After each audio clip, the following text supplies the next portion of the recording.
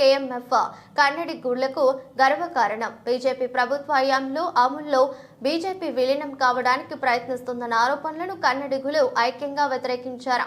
కాంగ్రెస్ కూడా పోరాడింది.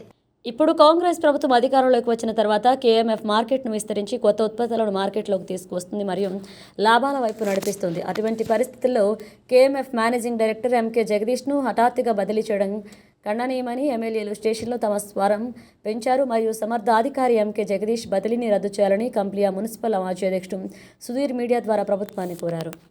ನಾನು ಮಾಜಿ ಪುರಸಭಾ ಅಧ್ಯಕ್ಷರು ಕಂಪ್ಲಿ ನಮ್ಮ MK ಜಗದೀಶ್ ಸರ್ ಅವರ ವರ್ಗಾವಣೆ ಕುರಿತು KMF MD ವರ್ಗಾವಣೆ ಕುರಿತು ನಮಗೆ ಭಾಳ ನೋವು ಉಂಟಾಗಿದೆ. ನಮಗೆಲ್ಲ ಇಡೀ ನಮ್ಮ ಹೈನುಗಾರಿಕೆ ಮಾಡುವ ಎಲ್ಲ ಜನಕ್ಕೂ ಇದು ಭಾಳ ತೊಂದರೆ ಉಂಟಾಗಿದೆ. ಏಕೆಂದರೆ ಅವರು ಬಂದು ಒಂದು ವರ್ಷದಲ್ಲೇ ಹಲವಾರು ಮಾರ್ಪಾಡುಗಳು ಮಾಡಿದ್ದಾರೆ. KMFನಲ್ಲಿ ಒಂದು ರೆವಲ್ಯೂಷನ್ ಅನ್ಬೋದು. ಯಾಕಂದರೆ ಪ್ರತಿಯೊಬ್ಬರಿಗೆ ಅರ್ಥವಾಗುವಷ್ಟು ರೀತಿಯಲ್ಲಿ KMFನ ಬೆಳೆಸ್ಬಿಟ್ಟಿದ್ದಾರೆ.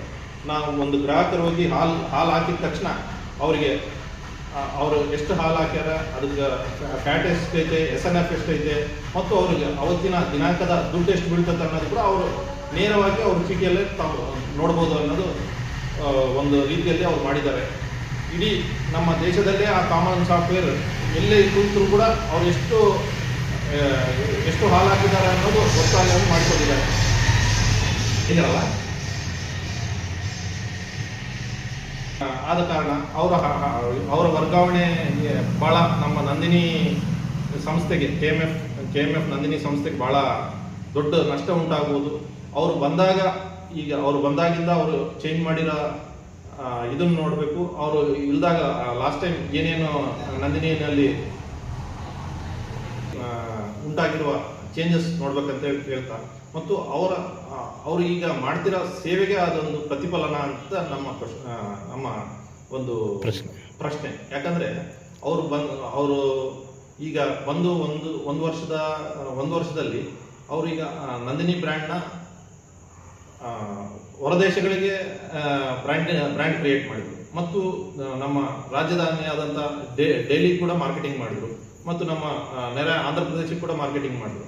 ಅಂತ ಒಂದು ಬೆಳವಣಿಗೆ ಸಮಯದಲ್ಲಿ ಅವರನ್ನು ವರ್ಗಾವಣೆ ಮಾಡಿ ಇವತ್ತು ನಂದಿನಿಯನ್ನು ಯಾವ ಮಟ್ಟಕ್ಕೆ ತಗೊಂಡು ಹೋಗ್ಬೇಕಂತೇಳಿ ಮಾಡ್ತಾ ಇದ್ದಾರೆ. ಇದರಿಂದ ಯಾರ್ಯಾರು ಇದು ನಡೆಸ್ಯಾರ ಅಂತೇಳಿ ನಮಗೆ ಅರ್ಥ ಆಗ್ತಾ ಇದೆ. ಒಳ್ಳೆ ದಕ್ಷ ಅಧಿಕಾರಿಗಳನ್ನ ಉಳಿಸಕ್ಕೆ ನಮ್ಮ ಸರ್ಕಾರಕ್ಕೆ ಆಗ್ತಾ ಇಲ್ಲ ಅನ್ನೋದು ಒಂದು ನೋವು ಕೂಡ ಉಂಟಾಗುತ್ತೆ. ಯಾಕಂದ್ರೆ ಇವತ್ತು ಒಂದು ಹೈನುಗಾರಿಕೆ ಕ್ಷೇತ್ರನೇ ನಮ್ಮ ಮೂಲ ಸ್ತಂಭ.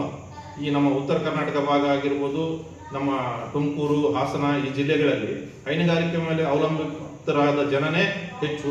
ಅಂಥದ್ರಲ್ಲಿ ಇವತ್ತು ಒಂದು ಹೈನುಗಾರಿಕೆಯಲ್ಲಿ ಒಂದು ಆಸೆ ಹುಟ್ಟುತ್ತಾ ಇರೋ ಸಮಯದಲ್ಲಿ ಇವ್ರು ಮಾಡಿರೋ ಕೆಲಸ ಭಾಳ ಎಲ್ಲರಿಗೂ ನೋವು ಉಂಟಾಗಿದೆ.